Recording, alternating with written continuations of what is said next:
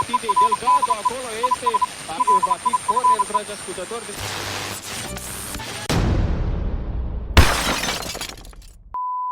Sound and audio, I think we manage. In your own time, Duncan, C action. I'm a bitch. I'm a lover. I'm a child. I'm a mother. I'm a sinner. I'm a saint. I do not feel ashamed. Welcome back to Val Verde Broadcasting. I'm Duncan Casey, and with me is Duncan Rule. Hello. Hey, I'm back again. It's a brace of Duncans. Yes, Today. twice the usual amount of Duncan. Twice the dunking. Yeah. Today, Sorry. go for it. No, I was because I do feel a bit like. Do you remember that episode of Red Dwarf where they find the cloning machine, which makes one really good version of something, one really shit version of something? That's kind of what you've got here. This is the good version. I'm the strawberry with the maggots in. I'm the evil Carry on. Yes. So today we are talkabouting it's Jurassic Park, 1993's pre. What is it? What's the pre-Jurassic? I don't know. Whatever. Epic about Island Nibla and the various goings on therein. So this is a beloved. Okay. So here's my relationship with Jurassic Park. Sure. I remember when it came out. I was 9. Dinosaurs were everywhere. It was probably. I don't know. Did you go to the Natural History Museum's big exhibition they had on it? Yeah. It was just everywhere, and I didn't get it, and I still don't. I'm not really into that whole thing. I don't know what it is about that. I mean, I appreciate it obviously as a film, but yeah, I think I got dragged to the cinema to see it. Wasn't particularly fussed. I think at the time I was kind of like, it doesn't have Superman in it, so I'm not interested. You had to be dragged to see Jurassic Park. I was dragged to see Jurassic Park, yeah. And I didn't get it, and it's not a film I've revisited a lot. I rewatched it yesterday in preparation for this, but it still doesn't. It just leaves me a bit cold. That's really interesting. I mean, I have the total opposite experience. Right. It's obviously like I would have been because you're the good Duncan. Yeah. No. So I guess I would have been similar age, maybe like 3, so 7 or 8. But I was obsessed with dinosaurs at the time. So for me, it was like, finding out that this was coming out, to this day, it's still kind of like the movie I can remember being most excited about ever. Nice. So yeah, it was a completely different sort of kettle of fish for me. Like it was dinosaurs. It was just an amazing thing, and there was all this kind of stuff around it as well. I think it was the first thing that I really got invested in, the whole kind of package, all the marketing crap, the games, the toys, everything. So for me, it was kind of like a dream movie at the time, when it came out, and I still love it to this day. Although things change from when you're a kid. It's slid down the rankings, but it's interesting because I have a completely different relationship. So that's cool. Don't get me wrong. As a film, it's well put together. I rewatching it recently. I thought on a script level there were certain things that were a bit kind of in your face. Like there's not much. There is some subtext. Obviously, it's a sort of film about fatherhood, and there's various attitudes towards it in that. And Sam Neill's character, kind of his relationship to kids, and how he ends up becoming a father, kind of surrogately at the end, and then their grandfather, who's kind of the father of all the dinosaurs, because he doesn't think he's at all the births, isn't he, and all that kind of stuff. And it's like he's kind of the father of this big horrible bastard child that ends up destroying. Not the world, but kind of, because in Jurassic World, Jurassic, what's the sequel called? So the sequel's The Lost World, right? The Lost World, Jurassic Park. See, this is it's kind of a Rambo Part 2, it's one whatever first part, Part 2 situation. This is so in terms of, and I saw the second one at the cinema as well, and actually I think I appreciated that more in a weird way, even though it's not. I wouldn't say it's a better film, but. That, I think, to me, is the point. I don't have a problem with Jurassic Park existing at all. I think it's a fine film. It just doesn't do anything for me. It's like Lord of the Rings and all that sort of stuff. Sure. It doesn't, but that's just me. What I find, what irks me sort of, is getting into the realms of Jurassic World and all these new things where it's like, look, the same thing again in your face, but bigger. Jurassic World was just Jurassic Park again. It was the same film. It didn't really need to exist. It's interesting that you say you preferred enjoyed the second one, actually, because I didn't see that at the cinema for whatever reason. I don't know what had happened, until 1997, but I just wasn't interested. I didn't go and see it. I finally saw it on VHS probably like a couple of years later, and it's okay. I'm not really that into that one, but I guess that's maybe one of these kind of things. If you like one, you're going to be less keen on the other, because it is quite a different sort of film, really. I remember kind of liking the second Resident Evil film at the cinema, so, you know. Yeah, I'm being booed off camera. Duncan Prime sucks. Mirror Duncan for the win. I haven't even seen that movie. Again, I only saw the first one. I accept they're bad. They're all bad, but yeah.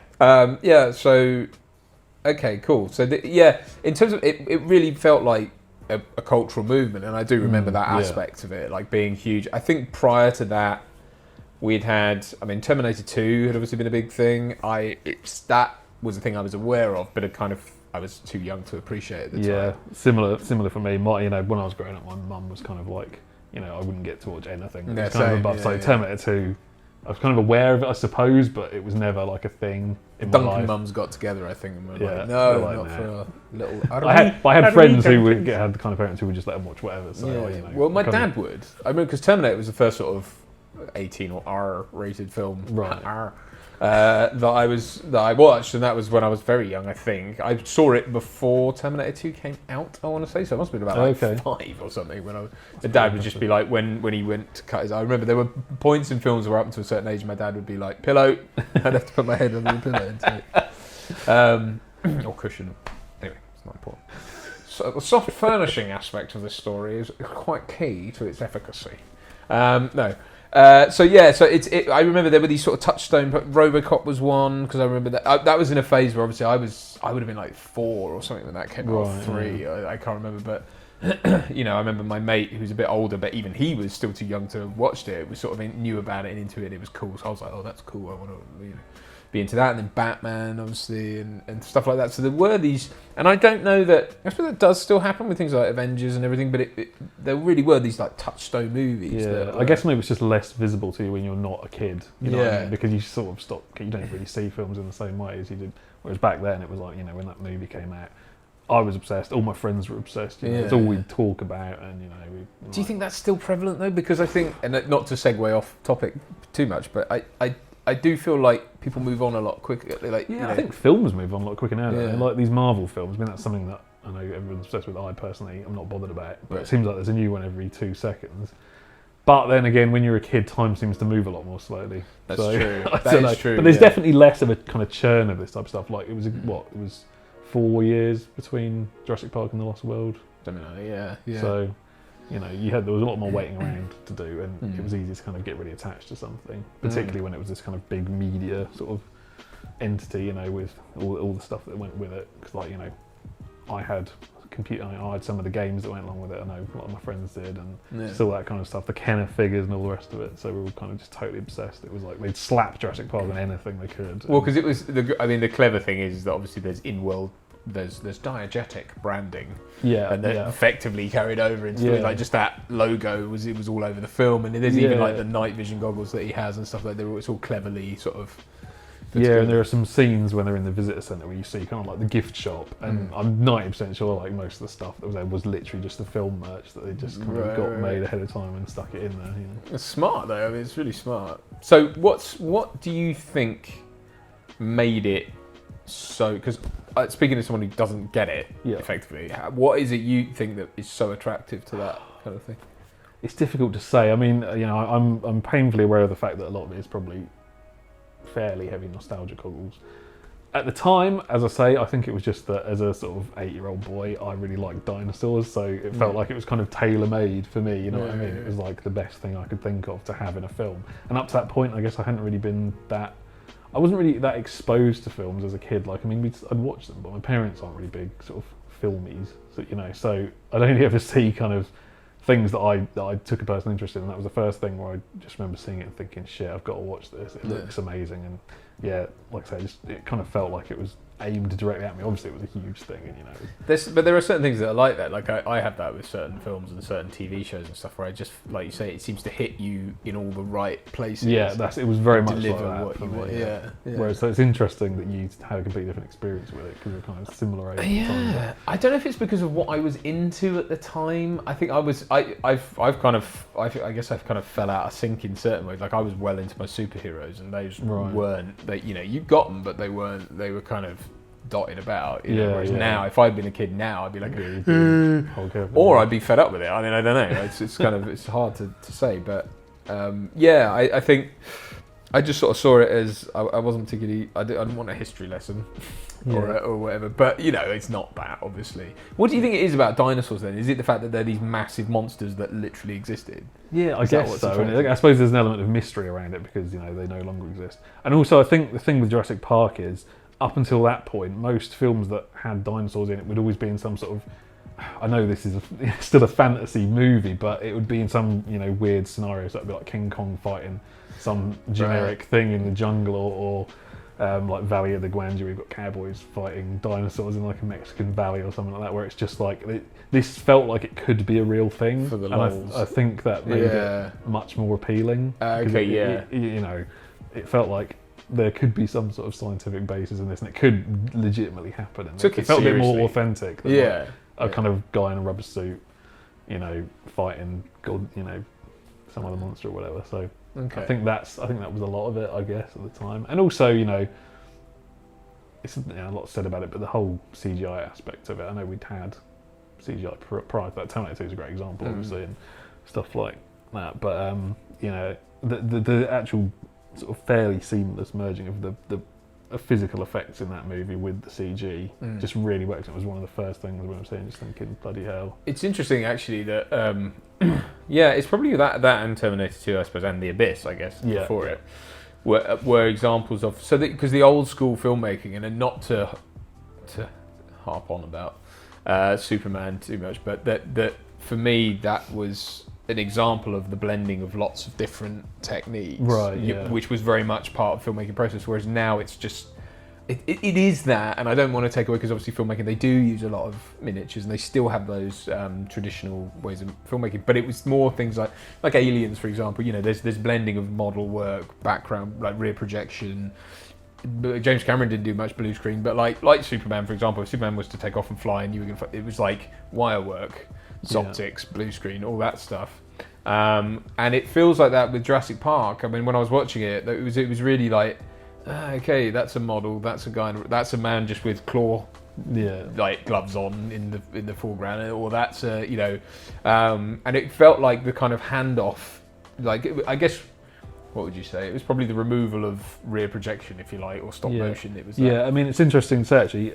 When in the lead up, the pre-production of this movie, Phil Tippett, who I think was credited as the dinosaur supervisor for the film. Yes, yeah. Originally, they were going to use a technique he developed called go motion, which was like kind of a variation on stop motion that just looked a bit more fluid, I think. And there's a bunch of, if you get like the Blu-rays or whatever, you can see a bunch of tests that they did of like raptors running along. They've done with this, and they were originally thinking about using that. Right. And then at some point, it was decided actually, we're going to go down the CGI route. So it was definitely that kind of sort of crossover point of, what can we do with this technology to kind of give the most realistic portrayal of these creatures, I guess.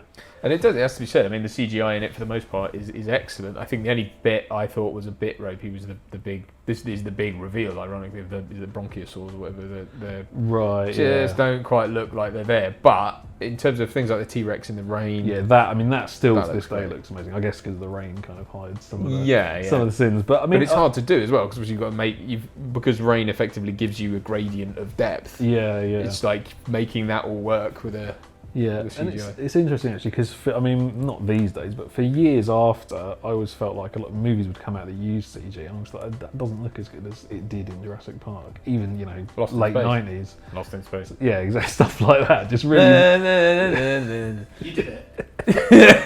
I was minding my own business. Just really ropey looking stuff, and I'd always sort of refer back to that and think, but maybe it was because it was kind of this mixture of types of effects that kind of... I think people, even up until the early 2000s, I think people, and beyond, people there was a tendency just to lean on it and not kind of look at it as, oh, Val Verde's falling apart. Send money. There was a tendency to lean on it as a get out of jail free card, which it shouldn't be. It should be an augmentation. Yeah, that's exactly it. Like in this, it felt like they put a lot of effort into how it was looking, whereas later on it was like, oh, just do it with CG because it'd be quick. Yeah, just knock something out and it would never look that realistic or whatever. So okay, I think that was a big part of it. Yeah, definitely. Coming at it as an adult, then, I mean, obviously you've got that nostalgic side to it. I watched it. I enjoyed it. But there are bits of it that I just feel. Firstly, it feels a bit like a dinosaur simulator in that the story's quite thin. In that, like, I know there's the setup, which is that they're there to sign off on the park, and you never actually see the park open. If that which is quite. It's already open, isn't it? Which is interesting. Well, is in like you never see the public there or anything. It's all just Yeah. Oh, that's because it doesn't make it that far. No, exactly. But I mean, so that's the kind of setup is that we're dealing with a park that's not quite ready yet, if that makes sense. Which is interesting. Yeah. Which is where Jurassic World obviously is different. Yeah. But beyond that, it's a sort of, I don't know. It's just a series of events, and there's a lot of jumping around. I noticed towards the end, there's a lot of like Sam Neill's character is suddenly one place, and then he's somewhere else to catch up with. Kathleen. Is it? No, not Kathleen Kennedy. She does. What's Laura Dern. Laura Dern. Yeah. She the purple-haired lady who ruined Star Wars because Brexit or something. And they're great. I think all the performers in it are fantastic. It's the fact that there's a lot of jumping around places, and then suddenly he's got a shotgun that the other guy had. Right. I guess he got from somewhere else. But it was kind of like towards the end, I felt like there was some stuff that had been cut. I know what you mean. I mean, I think it's worth mentioning at this point. Obviously, there is a novel which was written first. Yeah. I'm assuming you've never read it. No. Okay, I have. Very good. It's a bloody good book, actually, and it's a classic example of one of these things. As much as I love Jurassic Park, there is so much that was removed from the original book. Right. Just for the sake of time. I guess also fundamentally this was being aimed at kids, probably. There's always that. That translation from book to film is always like it's two different mediums. It's like it's like trying to convey what chicken tastes like through water. It's sort of, you can do it, but it's a bit, it's like in books there's always an inner monologue, whether or not you're actually, it's from the perspective of a person, but there's always a narrator, there's always someone telling you what someone's thinking. Whereas on film you have to show it, and which even just that difference in sort of medium, it makes it means you can't tell certain aspects of stories that way. And so, like Jaws is a classic example. I mean, I've read that and obviously seen the film, and it's like, there's a whole layer that's not there, but it's a film. It's not. I mean, I always think in my head it would be great if someone would come along and do like a sort of adults version of Jurassic Park that's like 4 hours long, and it's got all the extra stuff in it, all the kind of science stuff, and there's a lot. The book's quite gory as well, actually. Is it? There's all kinds of things that are dropped from the plot, like the kind of finale. Jeff Goldblum fucked a dinosaur outside in the rain. Chapter 5. Sorry, we were doing Geordie accents before. 10 things you didn't know about. Sorry, that's not me. That's talking of Jeff Goldblum, actually, another interesting thing in the translation. The Jurassic Park laugh. Yeah. The highlight of his career, I think. There's a kind of some weird decisions made insofar as there's a lot of characters that in the book survive and are killed off in the film. Oh, really? And vice versa, yeah. So, I mean, so John Hammond actually dies in the book. Okay. He doesn't make it to the end. Robert Muldoon, the raptor guy, he survives. He actually like blows a raptor up with a rocket launcher at one point. But he isn't killed off. Yeah. Ian Malcolm is actually killed off in the book. Well, it's heavily implied that he's killed off, but then in the novel, the novel of The Lost World, he's the main character, and at the beginning it's just like, oh yeah, he wasn't actually dead. Yeah. Here's the story. So they made some odd choices like that with certain people that they decided to bump off for whatever reason, and then retain others. The guy who plays, is it Muldoon? Bob Peck, I think. Bob Peck. Yeah, he was the original. He was in the original TV series of Edge of Darkness, which was remade by Martin Campbell and Mel Gibson into that film that I quite like, but no one seems to talk about. Maybe we should do an episode on that. But it's got some great actors in it. he made similar things with Jaws. Obviously, Hooper survives in the film and didn't in the book, and all that good stuff. But yeah, there's a lot of that's my only thing with it. Is it does feel like a kind of it's almost like a zombie film in a weird way. It sort of is. Yeah, it's that sort of type of setup, isn't it? Yeah, so they don't get infected or whatever. But it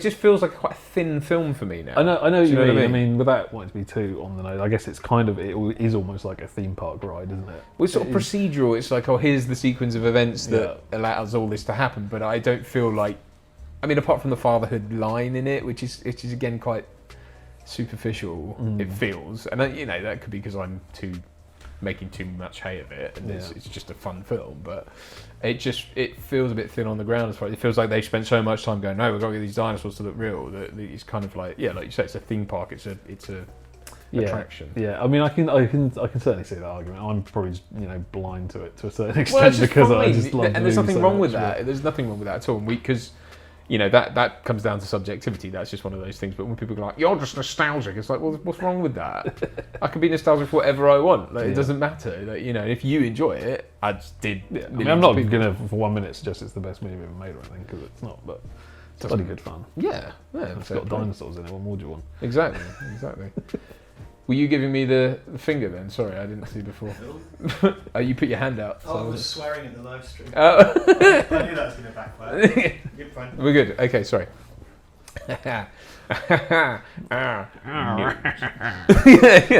So what do you think of the directing in it? Let's talk about the directing. How would you... Yeah, it's interesting. I mean, to me, when I think of Steven Spielberg, this is the film I think of as well, because, it was probably the first thing that I'd seen him do. So he's one of these people I always found a bit hit and miss to some extent. I mean, I guess it's kind of, I don't know. It's difficult to say because so much of it is a visual. It's an effects. Well, exactly. That's the thing I was going to ask you, because a lot of it is dictated by what's got to happen in said. Again, it feels quite procedural and it ends up creating because isn't there that bit where when they sort of encounter the T-Rex after they've broken down in the cars, like where the goat is, it's implied that's at the same level, but then suddenly there's loads of annoying stuff like that. It's like, it just doesn't make any sense. And then like at the end, like the T-Rex is just, I'm here, and it's a bit like Terminator Salvation when that giant thing's just hanging out off screen. It's because the T-Rex comes out and you see it just walking along the other side of the fence, but obviously when the car gets pushed over, suddenly there's a 100-foot ravine on the other side. Yeah. No, but I mean when it saves them at the end with the raptors, it's like, where the fuck was that? It's like they're inside. And I know they're there's an interesting anecdote about that actually. In the theatrical version, T-Rexes can actually crouch to half their they size. can. That's not what it is. No, in the theatrical version, allegedly, I mean, I only saw it at the cinema once, but apparently there was a shot of the T-Rex breaking through into that place, which has never been included in any of the VHS or DVD or Blu-ray or anything releases, right? For whatever reason. Yeah. So. Yeah. Okay. Just one little shot, which I think maybe it looked a bit hokey. I don't know. I don't remember it from '93, but. Yeah, I do. I feel like in terms of the directing and the editing, there's a lot been sacrificed for the procedural elements of being around dinosaurs, which is look that a lot of that probably had to happen in order to make it work, and so I don't mind that. There's a lot of Spielberg tropes in it that I think worked for something like Jaws, like the head in the boat, for example. Right. But in this, with the arm on Laura Dern's shoulder, it's like the white arm of a black guy on Laura Dern's shoulder. Oh, is that supposed to be Sam Jackson? It's meant to be Sam Jackson's arm, but it's clearly not. Fucking what? Okay, that's yeah. Yeah, that's not good. Okay, yeah. Well, I mean, that felt cheap to me.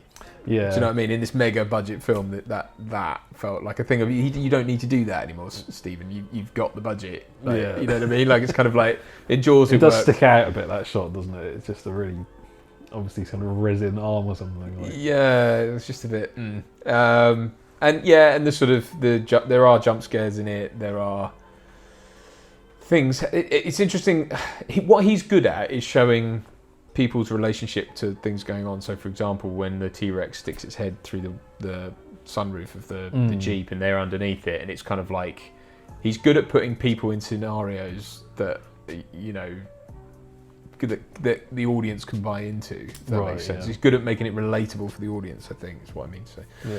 So yeah, and it's things like when it's pushing on the car and it's sinking into the mud and the mud's coming in. There's a very sort of visceral, tangible almost quality about what's happening, and you're like, and you understand the peril of the situation a lot more. Same with the electric fence sequence. You know, it's like there's literally a countdown, and of course it's the last one, but it's like you're just going to press all the buttons and then. And so, you know, and if you want to get wanky about it, that's almost like a birth. And Sam Neill's character at that point has to give him back his life, and that's kind of like becoming his father. It's a weird beat to end the film on, though, that basically he's like, these are my kids, or like, you know, whatever weird accent he's doing. So he's Pierce Brosnan and my, because he sounds kind of like Pierce Brosnan a lot of the time. But he's kind of like, these are my kids now, and it's like, what? Like they're going back to their parents. Like, I don't understand the whole, like, we end on a beat of like, no, we're like parents now. It's like, were their parents killed? Like, you can't do that. Like, that's not good. But like, but I know it's about him learning to the value of kids or whatever. Again, I think that's something. I mean, it's been a while since I read the book, but I don't remember that playing so much of a role in that. No, and the actual character of Grant was written quite differently in there as well. He's a sort of different kettle of fish, really. So is he Kiwi? Is he? He's not just like some huge guy with a beard. Oh no. Okay, all right. I mean, I like Sam Neill. I think Sam Neill's great in it. I don't know why he's one of those people. It's like Liam Neeson. Does he really need to do an American accent? I don't. It's not that he's bad at it particularly. It's just the kind of like, it's so him with a kind of like... Yeah, you can't really place it as any accent. It's just Sam Neill. Yeah, and it's kind of, it doesn't matter. If we're changing him that much, if he's not the big guy with the beard, then why does he need to do it? I mean, it's the same. Same with Liam Neeson. Like, you always think that's him doing his normal voice when he's like, you know, I would find you. And he still sounds Irish, but then when he's in an interview, he's like, hello, my name is Liam Neeson. And it's like, he goes really Irish, and you're like, oh, wow, okay. He does do an accent, but it's just a sort of halving of his. Anyway, it's kind of mid-Atlantic thing, which is fine. But yeah, no, I think everyone in it's really good. Richard Attenborough, obviously, you know, not his last film, I don't think, was it? No, he appears in. Of course, World, he does, yeah. I think was he even in Jurassic World for like? I think he died by. I want to say he was in that for like 2 nanoseconds. He definitely wasn't in. Hello. There's a statue of him. Was that what it is? Okay. I know he definitely wasn't in the Fallen Kingdom. Like part of shit, by the way. Oh, really? Yeah. See, that to me is just. I mean, I suppose, you know, we're not talking about the sequels now, but it has. This is something I don't understand. Much like Highlander, that it spawned. Well, though not in the same, not to be mentioned in the same sentence, but it spawned these sequels that have kind of been like. They do feel very, especially the recent ones. The world, whatever. Feels very just nostalgia based. Yeah, I mean, I'd agree with that. I think Jurassic Park's one of these films that I'd kind of, in my head, it just exists as its own entity, and the other stuff doesn't really need to be there. It was just because, wow, this is really popular, we've got to do more. You know, it's kind of like a completely different thing, but the original Texas Chainsaw, to me, that film stands by itself, and then there are all these terrible sequels that just didn't need to exist. And you're never going to recapture the magic. Yeah, exactly. Exactly. Yeah. Agreed. Well, I suppose we can start wrapping up there, really. I don't think we've resolved anything particularly, but we've spoken about a film that you all either know and love or don't. I think that it's one of those things where me not getting it doesn't make it a bad film at all. I don't get lots of films that people think are great, and that's fine. I think it's a much better world that we live in, that it exists, and it's a fun time, and I don't think there's anything wrong with that. I think ultimately, if you didn't get it as a kid, you're never going to get it. Like, you know what I mean? I think absolutely. That ship has sailed. Like. Yeah, and I think that's true of a lot of Spielberg stuff. Actually, even the more adult things, it's still, there's always that child's perspective in it, which is no bad thing. It is a great way to get to most people. Actually, is to sort of view it through that prism, because we all still have that point of view. You know, we never. There's no cut-off period. I know, like, legally you're an adult at 18, but we're all still viewing things through the same eyes and stuff. So there we are. Cool. All right. Well, thank you very much, everyone, for tuning in for this week's episode of It Ain't Broke with Duncan and Duncan. Duncan Prime and Duncan Kelvin? Mirror Duncan. Yes, wait, I'll allow it. Romulans went back in time. And I popped out? I don't know. Or you popped out? I don't know. Please give it the thumbs up. Please like, subscribe, all the good stuff. Check us out below. We have Patreon, we have Twitch, we have an Amazon affiliate shop, we have Redbubble, we have all the good stuff. Please check it out below and support the channel. And thank you so much for watching. We'll see you next time. Support your 7th or 8th favourite YouTube channel by buying crap, tat, junk, hogwash and filth at redbubble.com/people/Val Verde Shop.